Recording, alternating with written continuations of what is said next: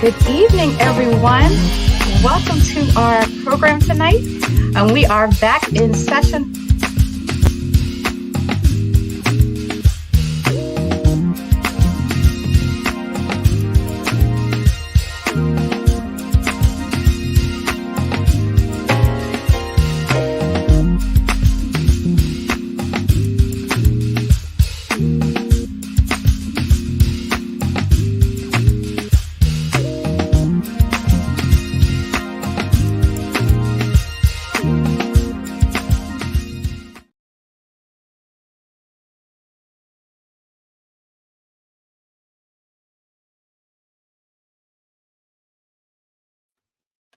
Hello, everyone. Hello. Welcome to Mom's Night In. This is your Faith-Filled Moms team. My name is Tanya Mae Ava. And look, y'all, we got a full screen here. We have our producer, Markeisha, is with us. Our two lovely hosts for tonight, Deetra Smith and Shira Garcia. Hello, ladies. Hi. Hey there. Y'all look amazing. And if you notice, yes, you do. You do. On that show, each of y'all past guests, now hosting, now part of this amazing team. So good evening to y'all. Warning, it's going to be one of those nights. We have the giggles already. and I love that we can laugh, even when things aren't always how we want them to be, even though we have struggles. And, you know, I was sharing with the team that just the kind of day I had that ended with me burning beans and my whole house smells like a fire truck should be coming. Me down. I said maybe I wasn't supposed to be hosting. God knew that I wasn't supposed to be hosting tonight. But just like we started this month with Deetra and Shira, I thought it only worthy that we end this month with these two amazing hosts in our panel discussion tonight. So, ladies, thank you so much for being with us tonight.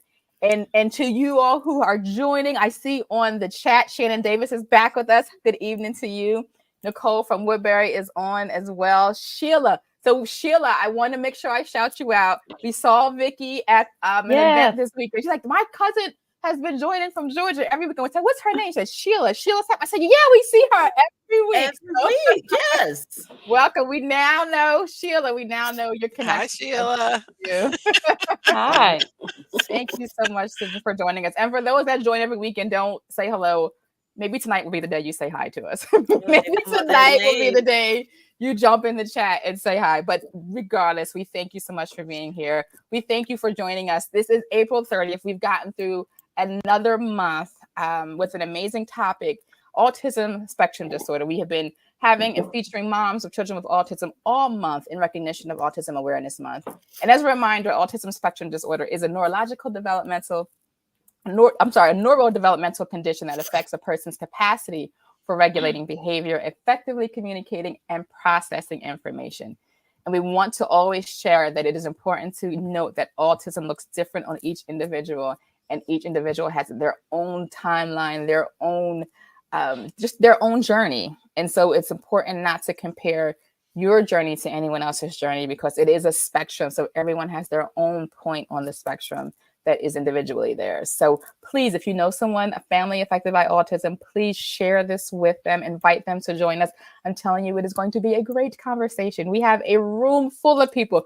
We look like the Brady Bunch when we first logged in with everybody on. Yeah, we did. It was literally the Brady Bunch. So we have a full room of people, of resources, of moms, of specialists to bring information. Yes, I am so excited. So if this is your first time with us, we want you to know who we are, Faith-Filled Moms. We are a community of moms. We provide biblical and emotional support, content, and resources to help bring hope, encouragement, inspiration, and information. You're going to get all of that tonight to women who are facing difficult seasons in life.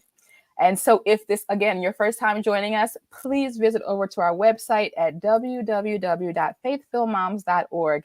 Please join us, sign up and leave your email address. And that way you'll be updated with all of our shows each week and any events that are going on. And I'm going to give you a little snippet tonight of what is coming for our season finale. So if you're with us, we always run through April for our topics, and then May we have a big finale and we have special topics. And I'm telling you, it's going to be a good May.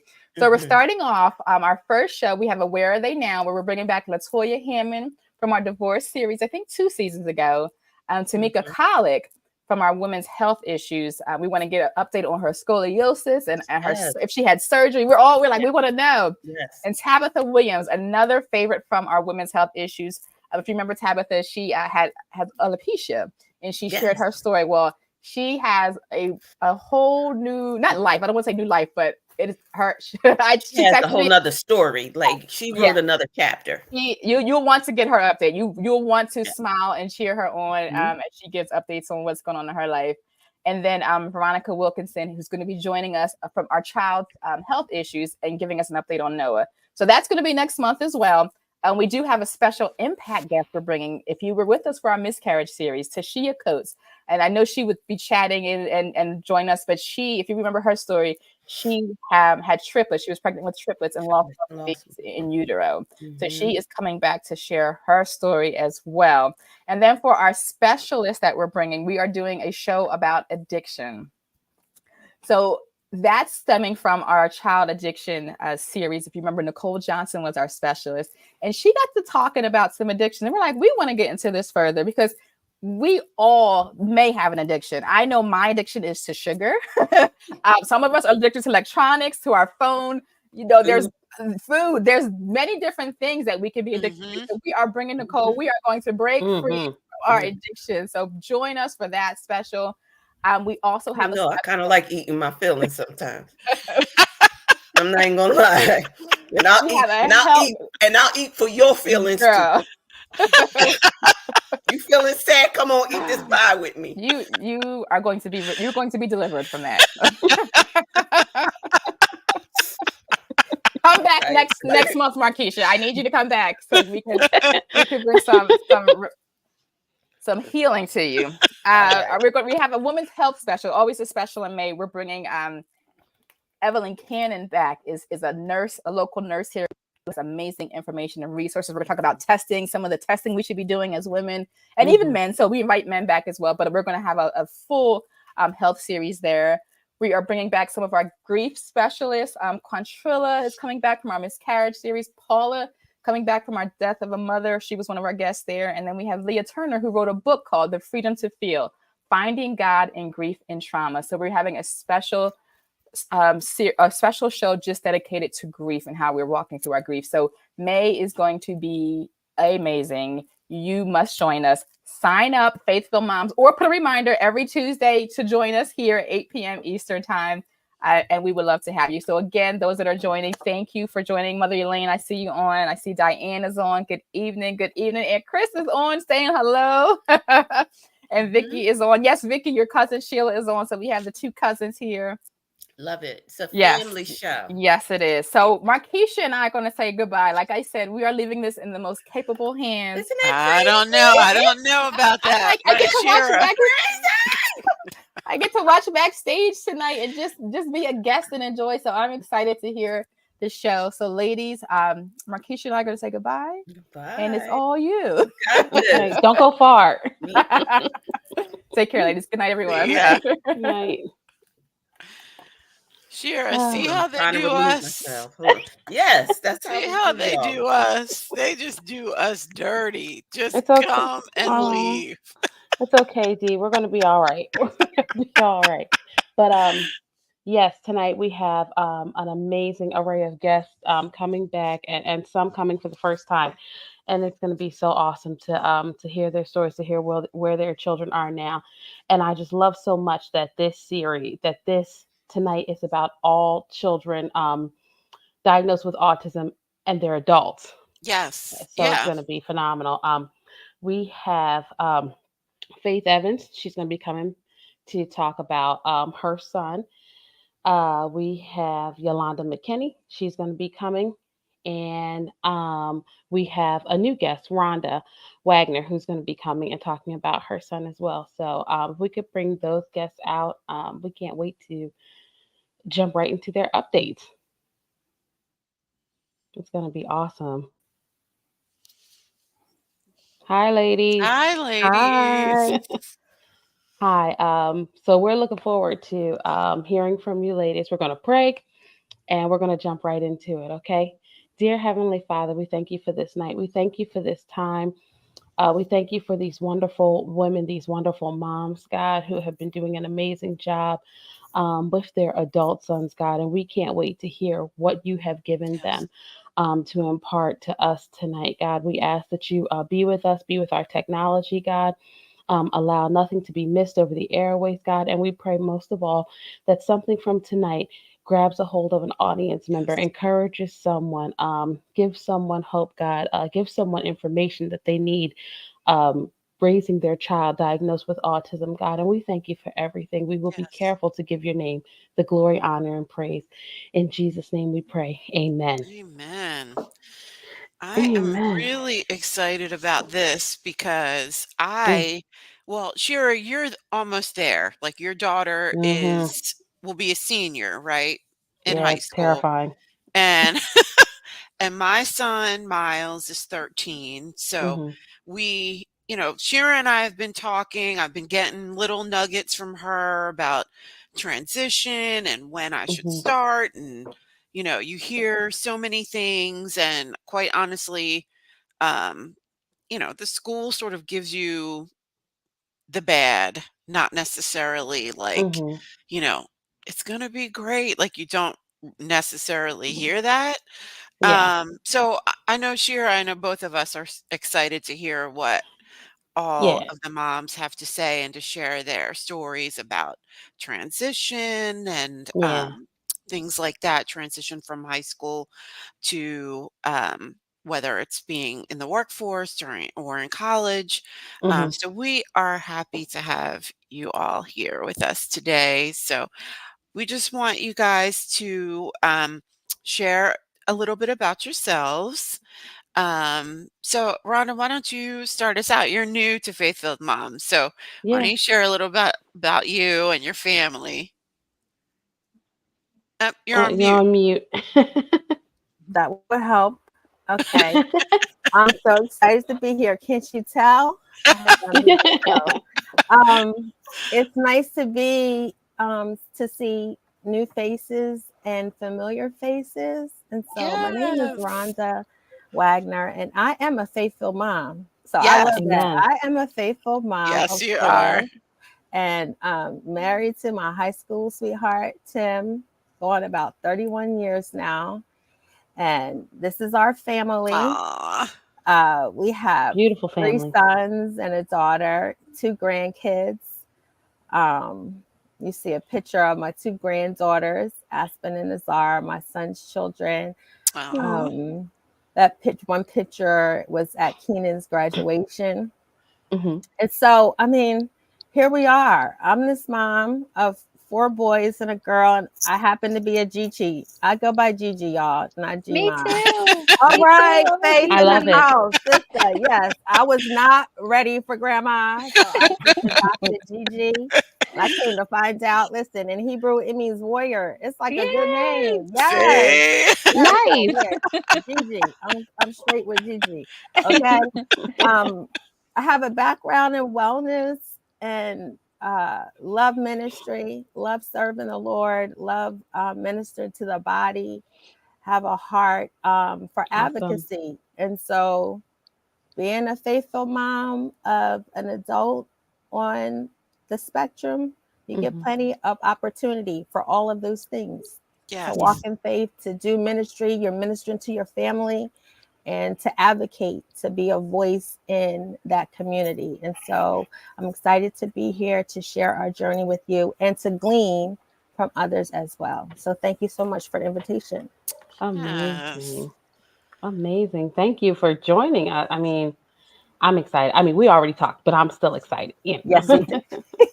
I've Thank- known Rhonda for many, many years. oh Yes, yeah. we go back. Yes. Yeah. Yes. We go back Awesome. to when my husband and I met. We went to church together, so I'm Yes. excited to see Rhonda. It's been a while. She Yes. has an amazing family, so I'm Thank excited. you. Aw. Thank you. Faith, why don't Faith? you go next? Give us some updates.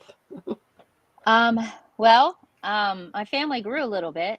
We got, Oh. we are my one of my foster daughters from when she was little. Actually, her and Ballard are the same age. Um, Came to live with us.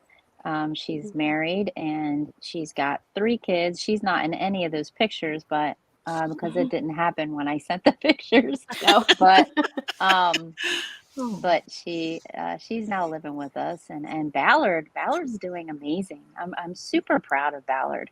He's like Yeah. he's in PA right now. He came down last week, which was exciting to see him for the week. He Mhm. looks like he belongs in Lancaster. He's got his full beard and short hair, so he looks Amish.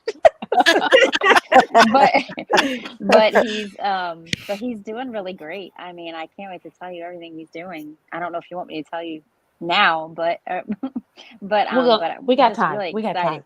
Yeah, I'm really excited to tell you guys. I like when before you asked me to do this, um I I knew he was going to do what he's doing, Mhm. but I didn't know he was coming here, and he surprised me, and Mm. um Mm. and it was exciting that he did that for me. But Oh Aw. wow. yeah, nice. I love that. yeah. But we're all doing great and growing, and then my grandbabies, and now Gigi. Another Yeah. I'm a Gigi. Another I'm a Gigi. new The Gigis I'm a are in the new house. Gigi. Yes. It's But wonderful. yeah, it is. Awesome. Dr. Yolanda? Hi, everybody. Hi. I am Yolanda McKinney. I have been married to my husband, Russ, for 30 years. Cameron is our only son. He is Mhm. 27 years old. I call us the trifecta because, I mean, we're just powerful together. I Yes. love it. I am an educator by trade. So I bring a very unique perspective to raising a child who is now a grown man. Still, I can't believe he's 27, on the Wow. spectrum and seeing it from both ends. Mhm. So I'm very excited to be able to share what I've learned from both perspectives as a parent and as an educator. So I Mm. am just glad to be here and Yeah, ready to share and support Awesome. and encourage some other moms. So yeah. thank you for having me. Awesome. Well, let's jump right into it. Dr. Yolanda, we'll start with you. Okay.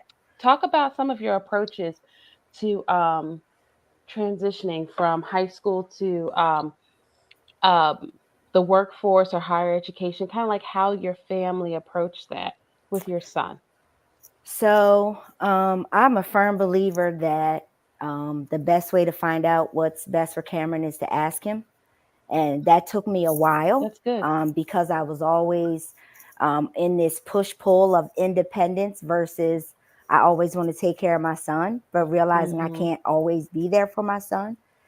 Yeah. So for us, the transition has not been smooth. So I can Okay. just say, just in all honesty, it has been a bit rough, and not necessarily because we didn't have everything we needed in place. So we had all the agencies in place, we had all the people in place, but for some reason or another, the pieces just didn't come together, if that makes sense. And Mhm. Hmm. so I would say to parents, like, to sit down and write the whole thing out. The word tells Mm. us to write the vision, make it plain. That Hmm. is real talk, right? Mm. So we had the Hmm. DDDS and we had the DVR and we had the job coaches and we had the transition specialists and we had and we had and we had, and nobody was talking to each other. Amen to that. And Mhm. I don't want to say nobody was talking to us, because they were, but I don't think they were asking us the right questions, Yeah. Mm. right? Okay. So, to your point earlier, Dietra, when you said like that, I think you were talking about how you're moving I think you said your child was 13. Did you say Yeah. 13? Right. Mhm. And so I think the conversations have to start much earlier. To your Mm. point, I think you have to start when the kids are younger. For whatever reason, we decided to wait until Cameron hit high school. In hindsight, I would have started earlier. Mm. Mm. I feel Me like too. once he hit high school, besides the hormones and everything else he was going through and the transitioning to the different environment and all the other pressures, it was just too much going. It was a Yeah. lot Mm. going on at one time. We were growing up, he was growing up, there was just a lot happening at one Yeah. time. So I would say the best thing to do is, first of all, make sure you have all the support that you can in place, and be okay with getting all the support, right? It's okay to have DVR and DDDS and the community navigators. And I'm here in Delaware, so I hope I'm not speaking, I'm just using the terms that we have here in our state. But you have all of those entities. Just make sure they're all talking together and that you have a plan, and make sure that as the parent, you stay forefront in the plan. So Cameron's transition has started out rocky, and then it got smooth, and now COVID hit, and we're still back. We're still trying to recover from all of that and get him back into the day hab and back into the workforce and all of that. So that's where we are right now. We have the support. We're just now getting everything back in place. And Delaware has some challenges with direct adult support.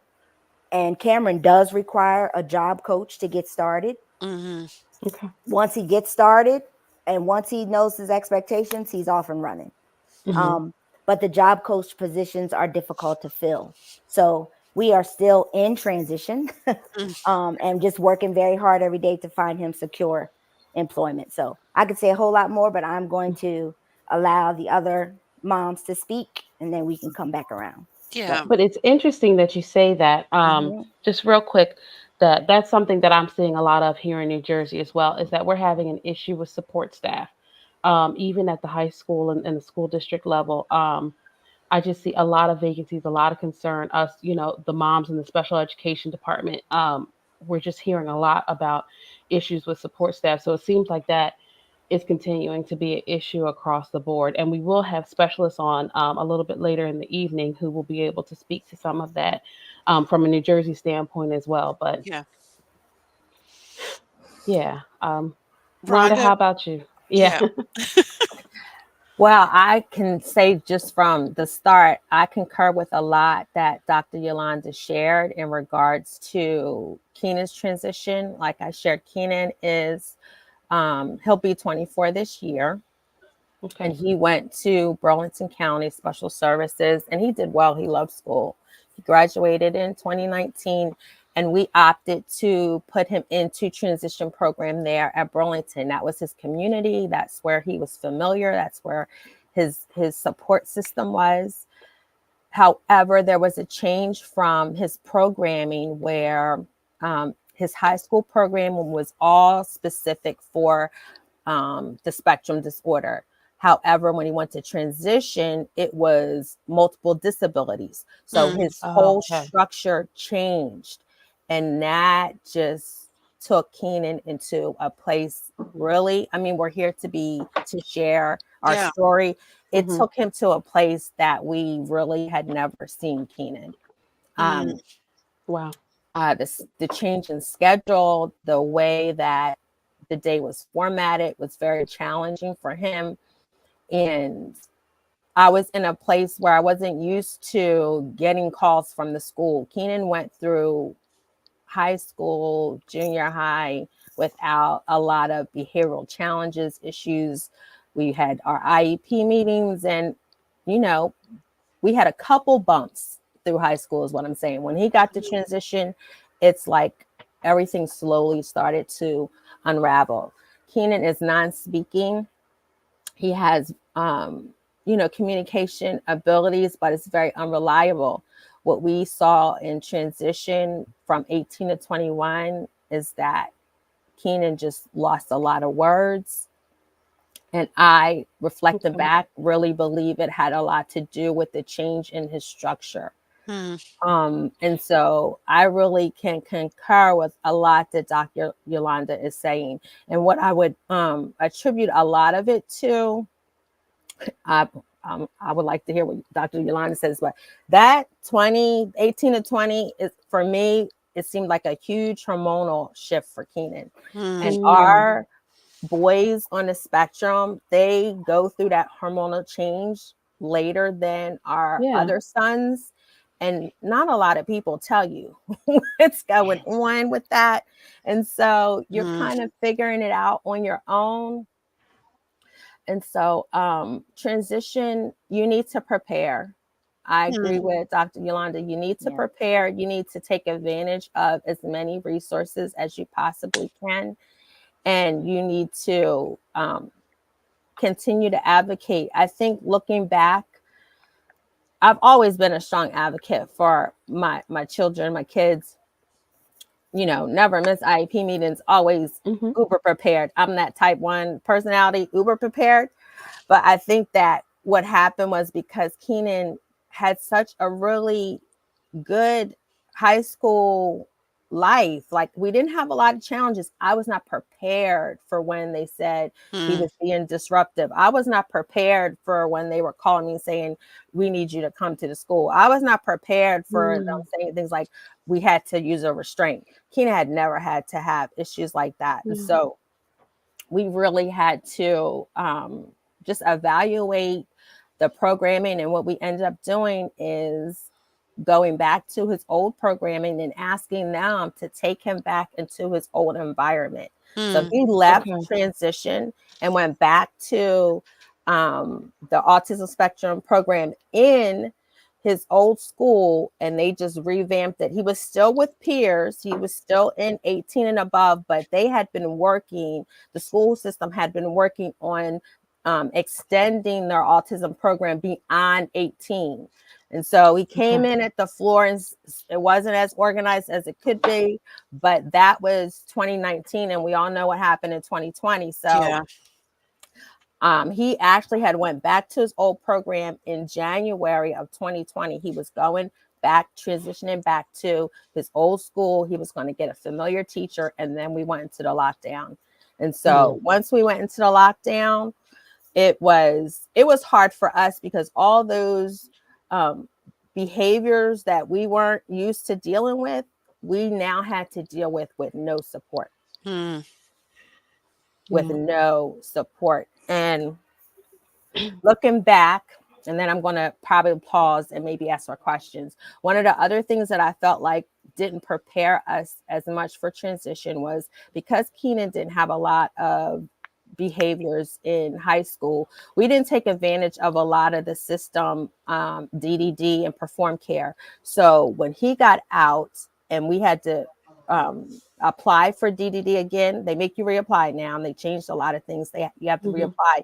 You have a long form and a short form. Because he had never taken advantage of his system of services, we had to start a whole process really from step 1. So say, for instance, if you have your DDD eligibility, right? But you never have a behavioral issue. So you never had to call perform care. You had to, everyone gets their advisor, counselor, whatever, but you never had to utilize them. Okay. Hmm. The child's on the roll, they have DDD, but you call in maybe once a year, they call you, they check in, how's everything going? But you never had to call them for services. You never had to use a 504 or anything, because we never used services. When he got out into transition, it was like we had to start from step 1. Hmm. So that's something to consider. Like, he didn't need behavioral services, but because I never utilized perform care in high school, I had to start from scratch when he got Hmm. out. And then I'm going to pause there. I guess I'll pause right there. And I think that to your point, Rhonda, like you, I mean, not that many people utilize perform care for what Right. it's for. I mean, I only use it from like camp. That's Mm-hmm. the only thing I really know about it. I think I called one other time at some point, like when and it's probably different now, but when Miles was younger and they offered respite services or Mm-hmm. whatever. And even then, that was like hard to Oh, yeah. um To access. even access, Mm-hmm. because at that time I didn't need anybody to come, to my house. I wanted somebody that I knew to do it, and I Exactly. knew Perform Care does that, and that never materialized. Like, filled out all the papers and all that, and nothing ever happened. So you don't really, if there's not an issue, you're not gonna. I Mm-mm. mean, what else is there to use Perform Care for if nothing is Exactly. going on? So That's So that's really something to interesting. know, because then I had to go back and I had to dig out reports, the first report for his diagnosis. And I'm pretty organized, but that even made me go into the garage and dig in a box. So because he Wow. wasn't in the system, when you transition, you have to apply for DDD again if you haven't used the services, and you have to have all that stuff accessible. I mean, it's to me, it feels like more of a hole in the system. It's not, they're not making it easy for us to navigate through this stuff. But I just wanted to let you know that I was not prepared for that transition. And I didn't feel like it was smooth. I really do. And I think more than anything, it has to do with the lack of the systems communicating. Just like Dr. Yolanda said, they don't communicate with one another. You have to do a lot of footwork. Yeah. Okay, I'm going to be quiet. Looks like Faith's shaking her head though. Yeah, I agree. I totally agree, because Ballard had DDDS, and we had therapy for him. So Ballard didn't find out, well, we didn't find out Ballard had autism until he was in 9th grade, I think it was. And there was an issue at school, and he had a watch, and the watch started beeping, and somebody yelled bomb, and the teacher evacuated the classroom. Not the whole school, just the classroom, but Ballard. And we had just found out that he was autistic, like that he was diagnosed, that was his diagnosis. It was right after not spring break, but winter break. So it was like the first day back, this happened. And we didn't even get a chance to give them that diagnosis yet, because that happened just before I keep saying spring break, winter break. So we hadn't even had a chance to get him, get everything to the school. So they actually had him arrested as a terrorist. Oh my And God. had him escorted from the school because he wouldn't get up. But so he had to go through court. And because I had the diagnosis, that actually helped him, because that helped him to get therapy, in-home therapy, and all that kind of stuff. So we had already had that in place, and we already had therapy in place, but we had the in-home therapy come instead of taking him to therapy, which worked out better. But he had to keep going to court, and then, all that stuff. But then homeschooling, CPS, not CPS, I guess it is CPS, not Child Protective Services. What is it called? DSCYF? No. I can't remember the name. She was the advocate for Ballard. It's not CPS. Anyway. She kept telling me, he should have the right to be in school, because I took him right out of school after that happened. I started homeschooling him.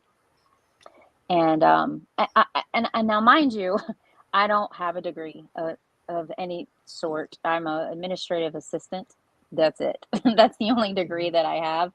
All this was very new to me. I was like in the dark with everything. When he was little, I had a inkling that he might have autism, but everybody kept saying he is too high functioning.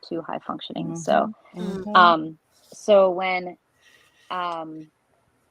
they would come into the home, and DDDS got involved at the end of the year, he got into High Roads, which is a kind of like a behavioral school.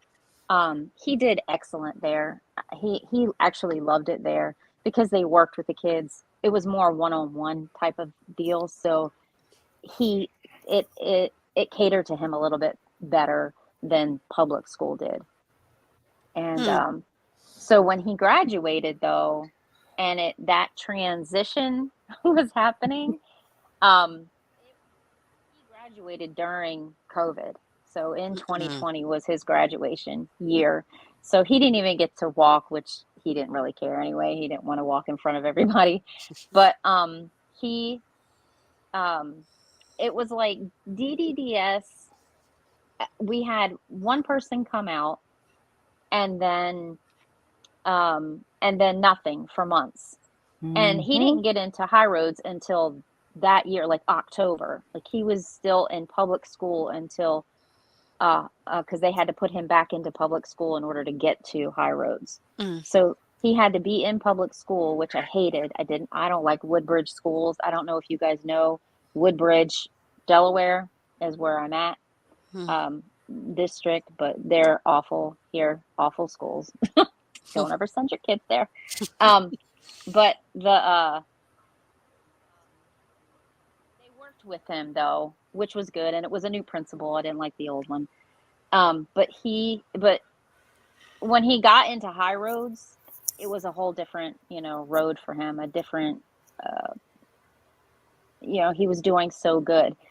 But we didn't hear from DDDS for a while, and we were trying to work out the plan for when he graduated that next year, and then we got a new person, and then we didn't hear from that person for a while, and then somebody else came. Like it was like they had switched people several times, and they kept saying that it was because they were working with a new company, or they were I don't know what they were doing, but it was frustrating, to say the least. And then we're trying to get him to take some classes at like either Polytech or Sussex Tech or something like that.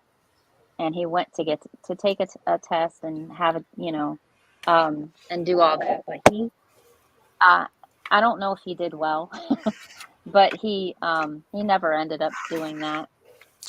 But the transitioning part was hard for him. So let me ask you all a question. So as you have your sons, and you're, going through a lot with transition services and schooling and, puberty and all this. I have a son too. I just can't even I don't even want to think about him going through puberty right now, but I know it's going to happen soon. But tell me what God showed you through that whole season. Like, how did your prayers change? Like, I know for me, I can pray specific prayers from where Miles is right now. And I pray for his future and, where God is going to take him. But talk about, as a mom, what God showed you through all the crazy of all that. And, how have your prayers changed as your son got older? Rhonda, you want to start with that one? I'm really encouraged to hear that you have been praying for Miles's future, because that would probably be the first thing I would say to pray about. I think sometimes when we're going through high school and you're going from day to day, you're praying for good days. Let's just be real. We're praying from day to day. We're praying for a good night's sleep. We're praying for, a good day. We're praying for, whenever Keenan has a good day. I was just sharing with a friend today. I always think about, okay, what did he eat today? What time did he go to sleep? Like, what was he doing?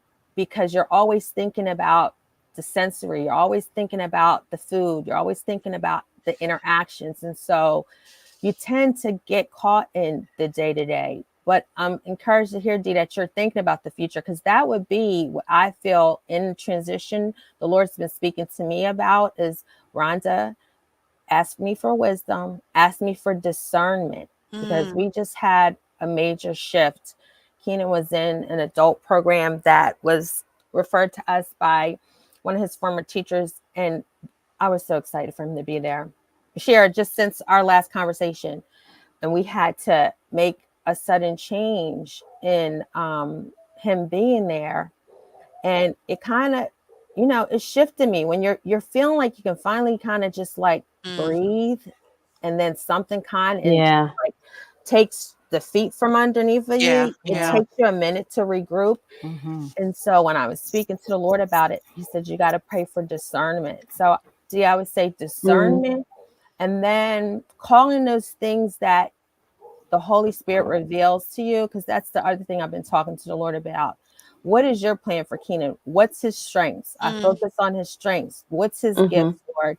How can we build his day around his strengths and his Mm. gifts? And Mm. who is supposed to be a part of his community? Because once they leave school, they leave their community. And that's where I feel that's the hardest part Yeah. about the transition. Like Dr. Yolanda said, she's looking for someone to be the job coach. You need the right person. You need the right fit. You need Yes. to know that that's the right person. So it's like you're building a whole new community for your child. Absolutely.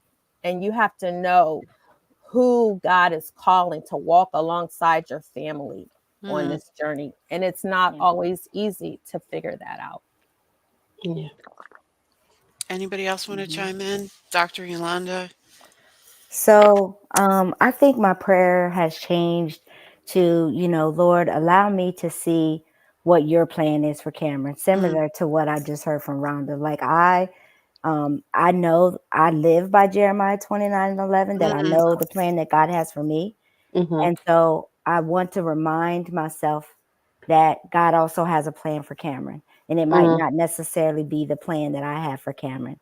So my prayer is always, God, reveal to me what your plan is for my son and what my part is in that, because I believe that as a mom, there are a lot of times when I try to take the reins and Mm. lead and guide, and I am learning to literally let go and let God. Like So Yeah. hard. to That is be I so afraid, I That is it. is I so that is I a can challenge, totally agree. right? That Yeah. is a challenge. And so my prayer to God has been full of tears. And, Yeah. I feel like sometimes, like, why can't I just let him be a man, right? Like, Cameron is 27 years old, right? And I just constantly try to remind myself. Like, even today, my husband and I were talking about something, and he said, babe, Cameron is a man. And I was like, I know, like, and so really, like, in today, to your point, Rhonda, with a new group today, he just met with a new employment navigator just today, 4 p.m. So I'm coming off of that to this. So I have all these emotions, like, Yes. Yeah. go, somebody new again. So I feel Yes. like this community, the 5 of us on this screen, is helping me a great deal, because Amen. today was a challenge. Yeah. Wow. Another new person, to your point, that now I'm bringing in, and I'm on the screen, and we're zooming, and I'm praying like, God, is this going to be a good fit for Cam? And like, so all of the things, but my prayer really has just been for me to allow myself to just let go, literally, Mm. Yeah. and let God do what he needs to do for Cameron. That is by far the biggest challenge for me. Yeah. And that literally has been my prayer. Mm. I That's have to agree with her, with Dr. Yolanda. I I just heard the that. letting go part. It's Yeah. hard. Heard that. Fourth. yeah, it's so hard. Like as you're talking, I'm thinking to myself, like, oh my gosh, like it just is it's so hard. I mean, even, now, like Miles, he's learning, he has an ABA therapist that comes to our house. And so he's learning how to come in the house with the key. And so he will come in, with this key, but like I can't, like, we're here. So he's just practicing. I work from home. But I can't imagine the day that, like, and even the therapist was like, D, you why don't you try it with you guys not at home? And I'm like, "Okay, but that would make sense because he is coming in with the key." But I'm like, I'm just not ready. I'm not ready for that. And I know that there has to be certain little things that, like you said, Dr. Yolanda, like, you have to let go so that they could, you know, be the men that God called them to be. But I would say don't go far. Like just go around the corner or something.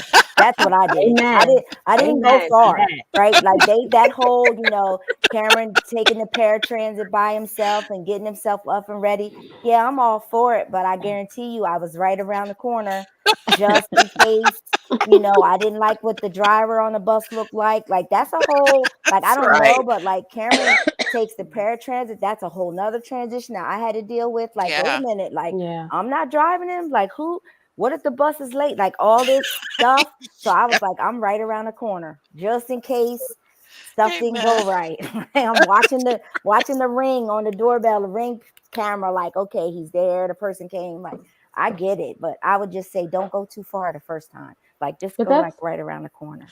That's a really good point though. Like one of our previous guests, she was on for a different topic, but her name is Margaret Moses.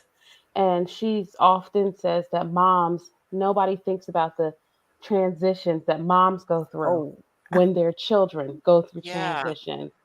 And moms kind of get forgotten about in that area, that like you're watching this child who has needed, to whatever level so much, and then you're supposed to just let them, grow.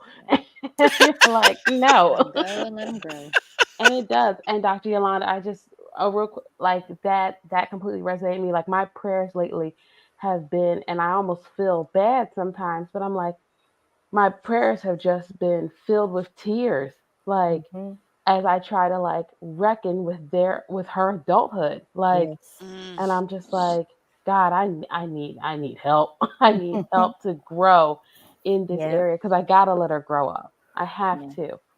But it's not registering. It's just not, Yeah. I do think the tears are part of the process. We've all been there. I do think that's all part of the process because you have to reckon with where you see they will be. And that is why we're here, faithful moms, right? But I do feel like the tears are how we process some of it. Yeah. We've all been there. Yeah. So ladies, thank you so much. I mean, don't go anywhere. But if you could give any final thoughts, advice, words of encouragement to any moms with younger children on the spectrum who are watching, what would it be? And Faith, we'll start with you. I would agree with Dr. Yolanda. And, if when Ballard was young, I had that inkling that he had autism. I should have fought a little harder to figure that out, to know that if that was his diagnosis or not. But they in Michigan, they kept pushing it off, that he was too high functioning and he had been adopted. So there was too many things, in his past that they thought were the issues. So I would definitely say if you have that, you're your mom, like, I mean, I adopted Ballard when he was 6, but I felt like I knew him. I spent a whole year with him, homeschooling him when he was 7. And because he was having so many outbursts in school. So it was, I mean, I felt like I knew, like, there was something, it had to be something, you know what I mean? And I felt like it was that. And your mom, your child, your child better than anybody else. So if you have that feeling, I would suggest just getting the diagnosis now, because Ballard now, he thinks we're all crazy and he's fine. There's nothing wrong with him. Love it. I love That's that. the best. Yes, I love that. But can I just tell you what he's doing real quick? Sure. He's going to Prime Inc. He's going to be a truck driver, and he's going to be traveling all over the U.S. driving truck. And he's in training right now. And I'm just so proud of him. Like, I could just cry right now. That's amazing. I'm just so proud of the accomplishments that he's done. And and he's just kind of flourishing right now. So I'm just really proud of him. Amazing. We're definitely praying for that to work out. Thank you. Wonderful. It's so exciting. Yeah. Whoever feels up to, next. I'll go next. I Okay. would say for moms with younger kids, take advantage of as many resources as possible. Mm, That's good. I kind of laid back on some things, like I said, because I didn't feel like Keenan had a lot of behavioral needs, or Mm, I didn't want anyone to come into the home. Take everything. Don't mm-hmm. think that you don't need it. Don't think that it won't help. That's good. Anything that is laid on your heart, yeah, take it. mm. Yeah. Take advantage of what is available. Yeah. I Okay. agree with that. Well, Doctor. I think I would just say, first of all, take time for you. Mm, Mm, If I could look back, I spent a whole lot of time mothering and yeah. was very exhausted. And I feel like it's very important for parents, especially as your kids are younger and growing up, to make sure you take time for you. Yeah. mm, Because there's this misnomer that as your kids get older, things are going to change. So the level of support might change, but your child is still going to need support, right? So Mm-hmm. you need to take care of yourself. And the other thing I would just say is it does get better, right? I think about our journey from when Cameron was, no language, just, trying his best to communicate, to where we are now. And Mm, I'm just very thankful. So I would just yes. encourage parents that it does get better. Like, it does get better. amen. Amen. Yeah. It does. So good. Well, we are going to bring in our panel of specialists right now. We want you guys to stay with us, but we're going to bring to the forefront Nicole Rhodes and Joy Jenkins. Hi, Welcome, ladies. ladies. Hi. We Hi, are everyone. we're so excited to have you to add your voice to the conversation. I'm gonna start with, and I'm extremely happy because just saw these women over the weekend. They were at Victory in Christ Christian Center, sharing with people there about their business and what they do to help adults with autism. So, Nicole, I'm going to just start a little bit with you. I'm going to read your bio, and then I just want you to talk a little bit about your business. And so, Nicole is the proprietor of Always Helping You Grow, LLC, an established New Jersey Medicaid provider registered and operated under the Division of Developmental Disabilities for support coordination since 2016. A Hug provides support coordination for adults with special needs and empowers them to lead a more meaningful and independent life through inclusivity. Blessed with the opportunity to serve this special population of individuals is near and dear to her heart and truly meaningful in changing the overall perception of individuals with special needs. Before devoting full time to AHUG, Nicole served as a case manager for the Philadelphia Corporation for Aging for 9 years and has been in the field for the past 20 years, serving individuals in need of home and community based support in Pennsylvania and in New Jersey. Nicole received her Bachelor of Science in Psychology and a minor in Spanish, in which she speaks, reads, and writes from the University of Alabama, Tuscaloosa.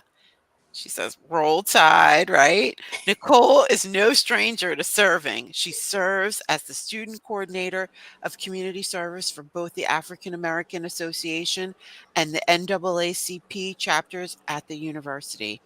In 2002, she was awarded a Caritas Volunteer Academy Award for her exceptional services while on campus. Nicole? Hi, Hi there. You want to talk a how's little bit everybody? about Always Helping You Grow? What I do you do. do? Yes. So we provide support coordination for individuals that are just after that transitional period, so 21 and up. However, there have been some new changes, constant changes in this field with, depending on circumstances, because everybody's different, that they will allow you to access services at 18 if, certain criteria are met. That's not the for general, but it can be an exception always. But I provide support coordination in Camden, Gloucester, and Burlington counties. And I like to say that we're pretty much just like your personal tour guide or navigators through the system. I commonly hear, I took notes and was listening to the problems that parents have and just the lack of knowledge of resources that are um, they don't know about. I'm not going to say they're not out there, but they're just not widely known about. And so that part, I just kind of laugh because it's this process with DDD is an ever changing landscape, and probably when you started in about 2012 to 2015, there was a big shift and change, so that everything, all their policies and everything that they're changing the support coordination landscape to be is all in place by now. So even when I started as a provider, and just like when you started with your application and your process, everything was in disarray. There was no information available. You go online, things are very old and antiquated information that you would find. However, I'd like to be the person that helps, encourages, and reassures parents that this system has definitely changed for the better. Now, this is speaking in New Jersey. I can't speak for any other states, but in New Jersey, DDD definitely did a great job in revamping the availability of services. Um, I would say also that, excuse me, I lost my train of thought. But it since COVID was what happened. That time off where they had COVID in that down period, they really got everything in together and changed the landscape of how we're providing services. So where I'm hearing I don't know and there's a lack of support, that's kind of in the past and no longer. And one of the things that I always like to touch on is it's not really that I don't know, because I hear I don't know or I wasn't sure. It's not what you know, but who do you know? And the most important person in this entire process is the support coordinator, because we're the gatekeepers to service. So we are supposed to know everything about this entire process. If your support coordinator is not responsive, they don't know about resources, and they don't have that resilience, because you're not going to get everything on the first go. You have to try different things. It's just like a puzzle. Sometimes it fits, sometimes it doesn't. You just have to find that good mix. But I just like to encourage everybody that it's getting much, much better. Have your support coordinator to be your guide, to be your friend. They all work, I can't say all, but most of them work from home. They should be answering the phones. I'm hearing a lot of times that, I'm not hearing from my support coordinator. I don't see them. That scares me, because as a support coordinator, we have mandates by DDD. So if your support coordinator is not at least making one annual home visit, we're supposed to make monthly phone contacts. Every 3 months, we're supposed to see you in person, either at your home or out in the community anywhere. And then anywhere where they're receiving at least 16 hours of service, one visit there. So we're supposed to, support coordinators are supposed to see them every single month, or excuse me, have contact with them or the family every single month. It's a lot of that I could go into, but just depending on where you have questions is where I can kind of take the conversation. Awesome. Thank you for that, Nicole. I appreciate it. We'll definitely want to have opportunity for questions. So if anyone who's in the chat, who's viewing online through Facebook or YouTube, please put your questions in the chat and we will absolutely get into them either now or we'll be able to go back and answer them as well.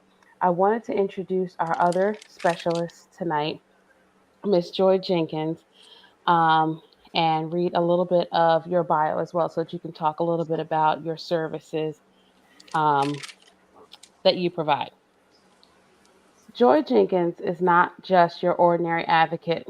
She's a force of nature, a beacon of hope, and a true champion for individuals with disabilities and their families. With over 20 plus years of unwavering dedication in the field of social work, Joy has become a trailblazer transforming the lives of countless individuals from all walks of life. As an entrepreneur and a mother of 4 children, Joy understands firsthand the joys and challenges of parenthood. But it was her profound passion for helping others that led her to embark on a remarkable journey in the realm of social work. From working with diverse populations, including individuals aged 5 to 65 with physical and intellectual disabilities, specifically autism, to making invaluable contributions within school districts specializing in special education, Joy's impact knows no bounds. Throughout her career, Joy has left an indelible mark within the NJ Children's System of Care, the NJ Division of Developmental Disabilities, DDD, and the New Jersey Division of Vocational Rehab. Her collaborative efforts with these agencies have resulted in groundbreaking advancements and enhanced support systems for individuals with disabilities, ensuring they have the tools and resources needed to thrive. It was during her tenure in the school districts she served that Joy recognized a critical gap in services and support for individuals transitioning from high school to adulthood. Determined to fill this void and pave the way for a brighter future, Joy founded Forsight Brilliance Collaborative LLC in 2022, one of NJ's only DDD approved agencies to specialize in and have an acute focus on transitional services for young adults aged 21 to 35. Under Joy's visionary leadership as founder and executive director, Foresight Brilliance Collaborative has blossomed into a beacon of hope and empowerment for countless individuals and families. Throughout innovative programs, personalized support, and unwavering advocacy, Joy and her team are revolutionizing the way society views and supports individuals with disabilities. Thank you so much for that, Joy. Talk a little bit about your company and specifically what you do as well. Wow. So my agency is Foresight Brilliance Collaborative, and um, as Nicole stated, there are support coordinators and there are providers. And so I am a provider that provides the services that families and individuals request. So when you're found eligible for DDD, there's a list of services that you can choose from. And my agency provides services between the counties of Cape May and Mercer County. Um, and then we provide behavioral support for the entire state of New Jersey. So all the way up north, all the way to Cape May, we provide behavioral support. Every other service, we provide Mercer County through Camden County. I'm sorry, through Cape May County. And so a lot of those services include support and employment. So individuals who are looking to become employed. And I'm sorry, let me back up. So the individuals that we do service are transitioning from high school into adulthood. So your students who are in the 18 to 21 program who are graduating at either at the age of 21 and they're looking to become employed, or if they're in a school to work program presently and they want to continue, that work and enter into competitive employment, we support those opportunities as well. If there's an individual who has vocational skills and they've been talking about employment, or their families want to encourage them to work, we either find them employment or we help them build skills to then be ready for employment. So that's our supported employment program. And then we have a program that's our Behavior Bloom. So we offer 5 programs. Supported employment. Behavior Bloom is another program, and that's our behavior management program. So for those students who are transitioning from high school who may have already had behavior plans when they were in high school, we take and adapt those plans to their now adulthood. Because behaviors, a lot of times when they're transitioning from high school into adulthood, they don't just go away because they are adults, right? Those behaviors usually carry them into adulthood. And what we do is we help families, number one, understand what those behaviors are, but we also help them manage those behaviors. Because when you have school age children, you have BCBAs, you have RBTs, and they handle those behaviors mainly at school, right? And then you may see those behaviors at home, but then what support do you have when you have your kids in school to help you with the behaviors at home, right? That's where you tap into your perform cares and your children's system of care providers. What we do through DDD is take those same behaviors and support them at home. Now, for those families who have young adults who have not had behaviors at home, but may have a difficulty with that transition, you may start to see behaviors manifest at that time. If they become unmanageable, then you can have behavioral support come into your home and help to manage, identify the behaviors and help you manage the behaviors. Not to be confused with taking away the behaviors or stopping the behaviors, but what we do is help families understand the behaviors, the origin of those behaviors, and then help you manage those behaviors moving forward. So that's Behavior Bloom. We have a community-based program also for individuals who are transitioning again from high school into adulthood, who may not be interested in working and they may not be interested in going to school, right? But they want to become more social and they want to do more things in the community. So we have staff that come and, engage with the individuals to, help them explore some new interests or help them to develop current interests. But either way, their day is filled with activity of their choice so that they are, continuing to be active and just learn more things about themselves and their community and their environment. And then we have our caregivers program. So I was listening also to, I think it was Dr. Yolanda, I think. But our caregivers program is very unique in that we make way for families or caregivers to provide the same type of service, say, that myself or my staff through my agency would provide, and we compensate you. So you are essentially your child's paid caregiver. And if it's not you, you can elect someone that your child is familiar with, someone that you know and trust, that you would like to provide those services. And what's really great about that is, even though, let's say, they don't have experience with supported employment, they have the backing and support of our agency to, number one, train them and prepare them to be able to provide the service. And the same goes for parents. If you want to be the one that's your child's job coach, you don't know what job coaching is, we help get you trained, help you understand the role, put you in the role, and then pay you for the role. So that's a little bit about what we do. Another thing that we do, which is very, very important, and something that I find myself doing a lot personally with parents, is educating them on the process. So a lot of us on this broadcast has stated that, there's just not information. We don't know, right?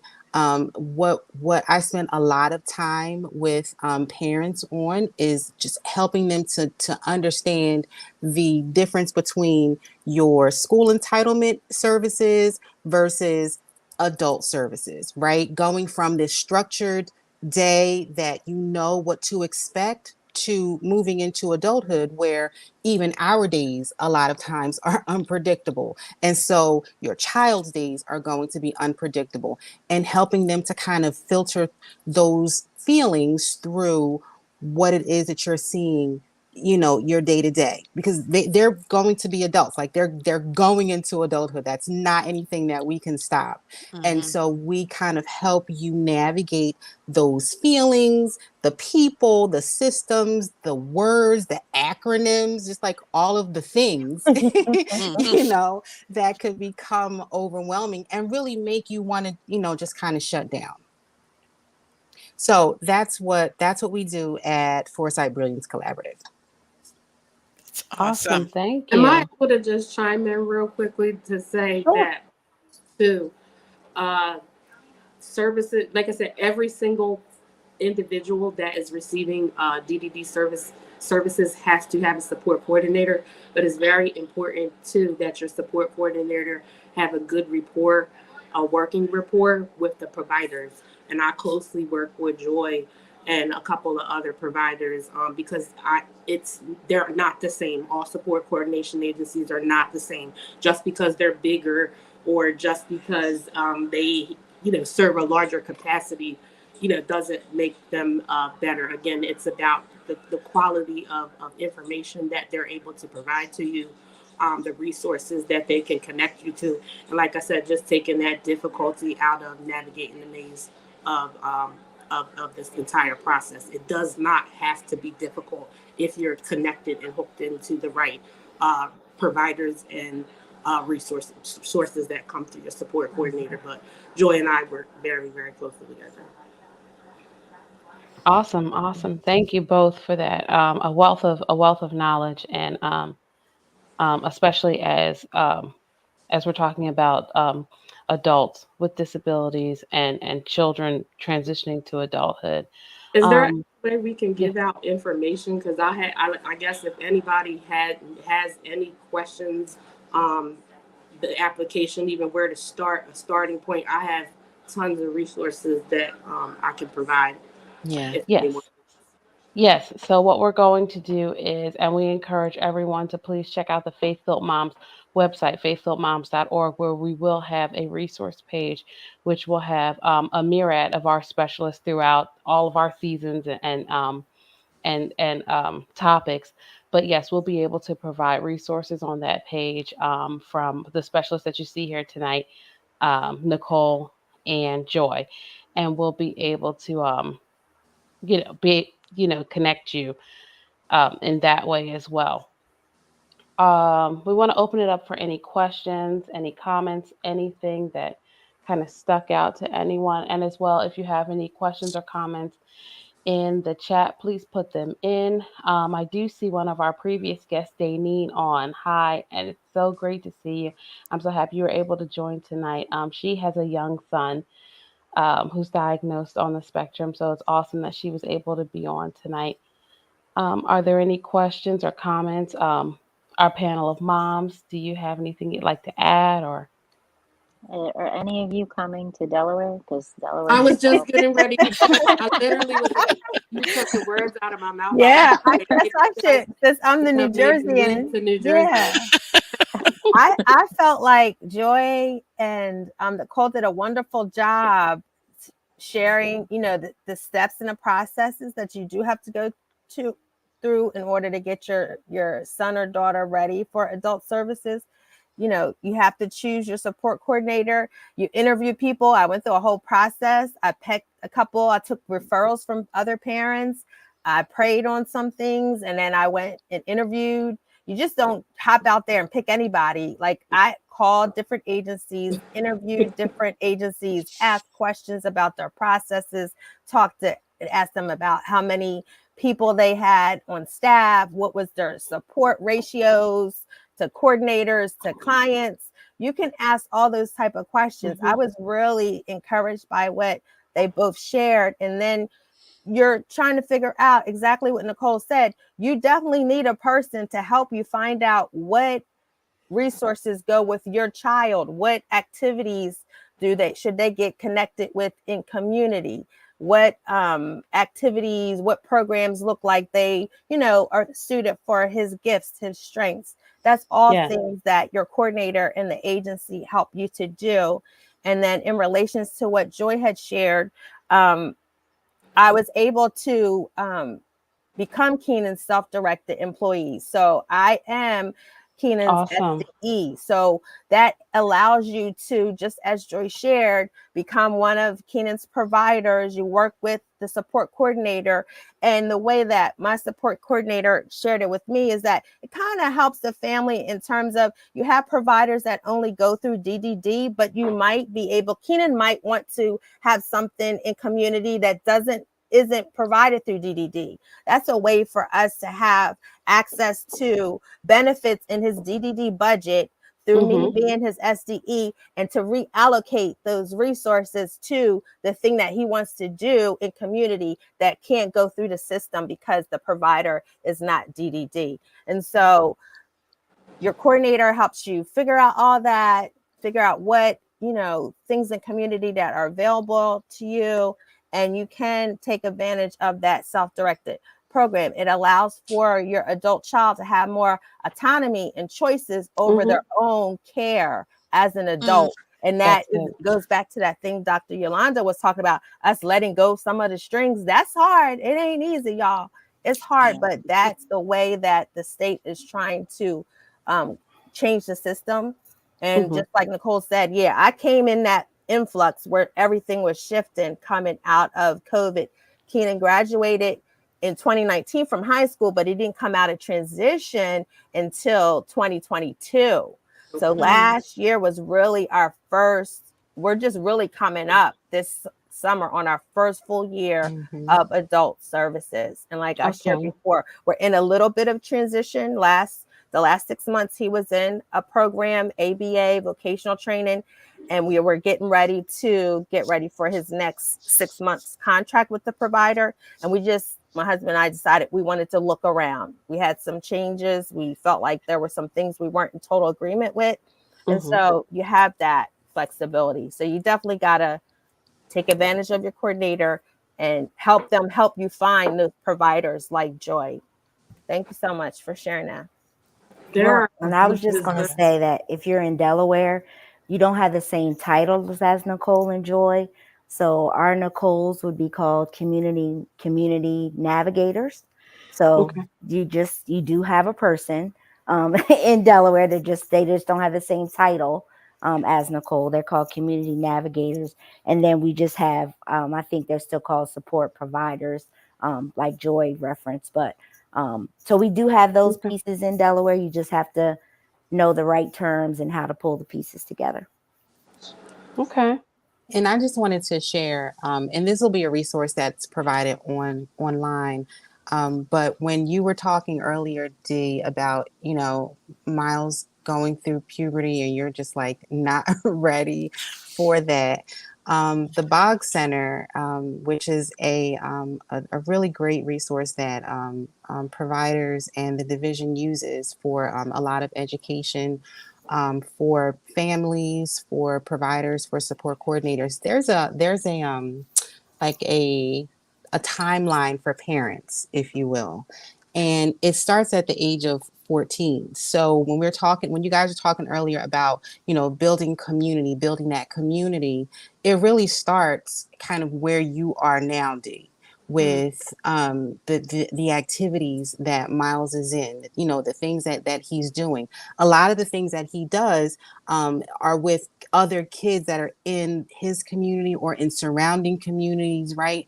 And so you as a parent, you're building connection with those families, with those parents. This is kind of like the budding of your community when he becomes, as he's going through matriculating through school and becomes an adult.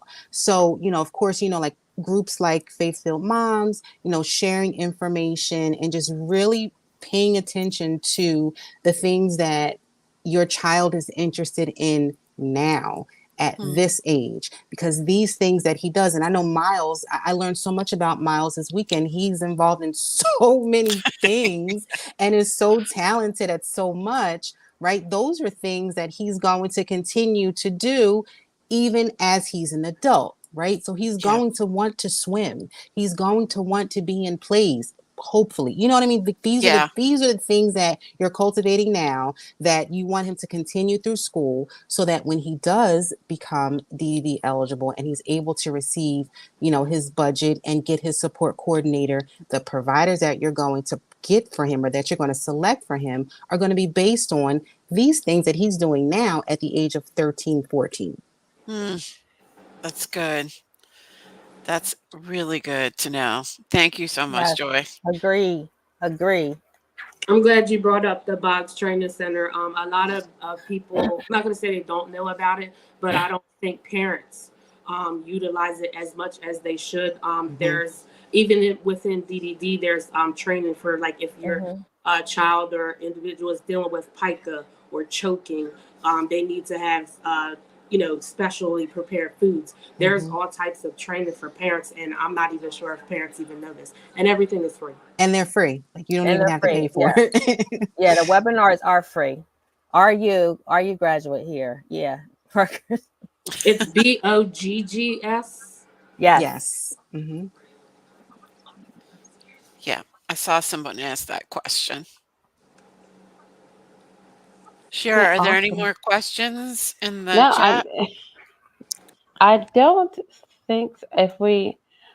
think we have any more questions. I just want to say, there's I just keep thinking of more resources, even down to sure, go ahead. The vetting of your support coordination agency. How you Rhonda, you said you had all a list of questions. There's actually a pamphlet booklet. Yes, that's where I got it from the Boggs Center. There's a whole pamphlet. That's where I got it from, Nicole. I went to they have a whole pamphlet. They tell you what you should ask the agency. And they have one for providers as well, not just support coordinators, but they also have it for providers as well.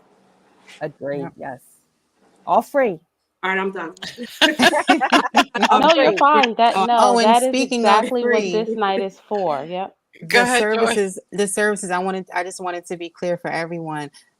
Parents of little ones and older, adult children, the services that you get from a provider agency like mine, you don't pay for them out of your pocket either. Your child's budget is what pays for the services. So if anyone had a question about, how am I going to afford all of these, great things, don't worry, your budget covers it. And then one of the fortunate things is that how Joy talked about the budget and services, support coordination is built out separately. So support coordination does not affect your budget whatsoever. Oh, wow. Okay. Okay, awesome. So much information. Much information.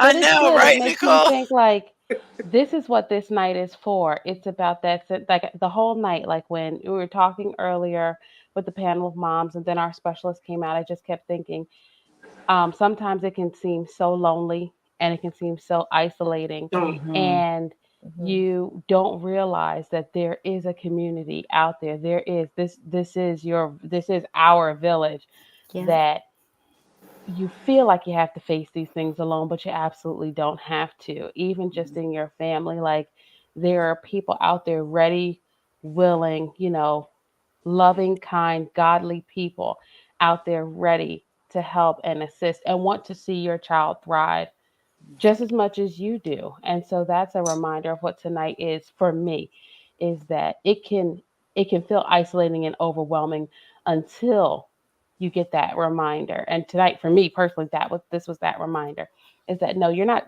doing this. Your family's not doing this by themselves. You know what I mean? It's not just us, but there are people not just on the encouragement side, but on the, I can actually help you with stuff that your child's going to need, So thank you, ladies, so much for the wealth of knowledge. Flip side too, Joy, you probably could identify sometimes as providers, you kind of feel a little isolated as well, but it's good to join in these groups like this, because we hear from parents that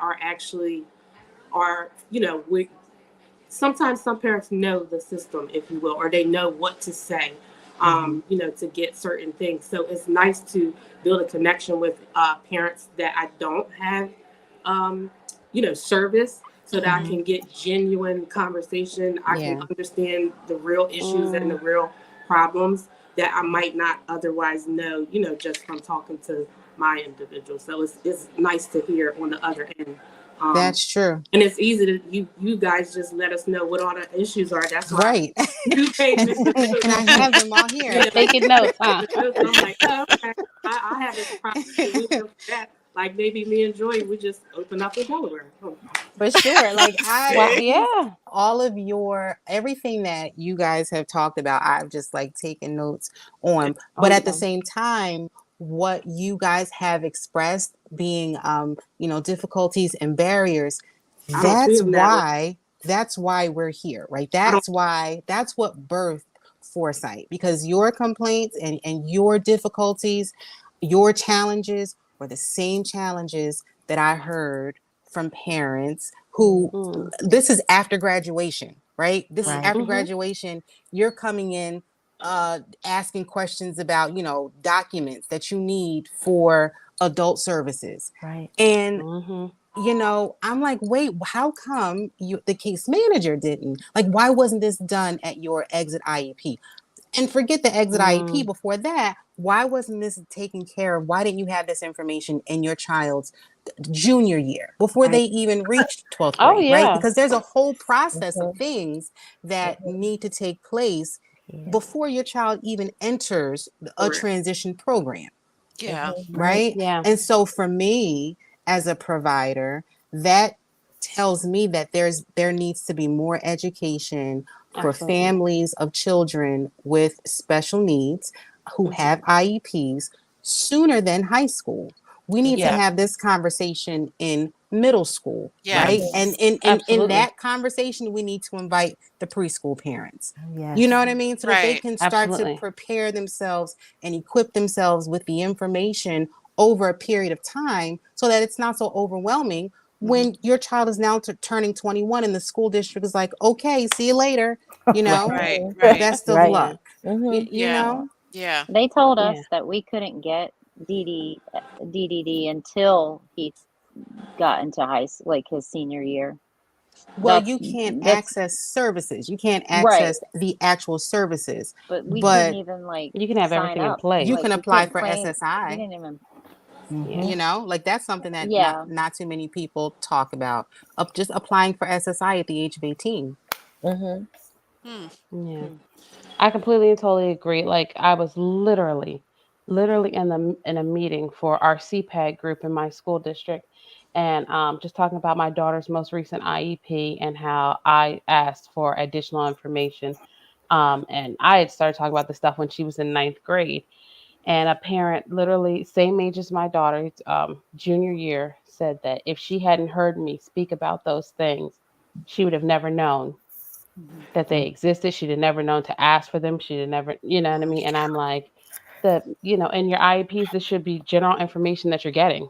It should be coming to you, not you asking for it. But, Yeah. Well, ladies, we thank you so much. I like I said before, it was really, really great information.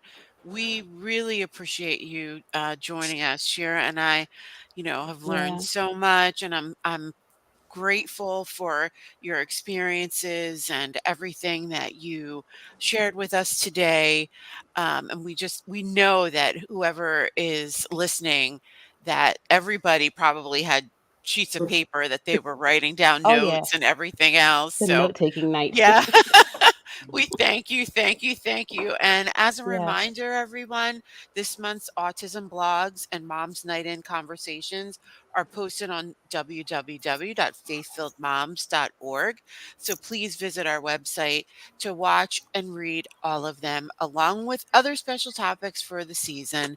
And please sign up for our mailing list for the special episodes every Tuesday next month for our season finale. So we thank you and we appreciate you, and we will. Shira, do you have anything that I'm just going on and on. Do you have anything else you want to say? No, I'm completely done. Yeah. Thank you so much, ladies, and Thanks for Thank you, everyone. having us. everybody. Thank Thank Yes, Thank you. Thank you. you. Thank you, thanks so much, everyone. and everyone have a good night. Good Good night. night. You. See Good you next night. Night. Tuesday. Thank you.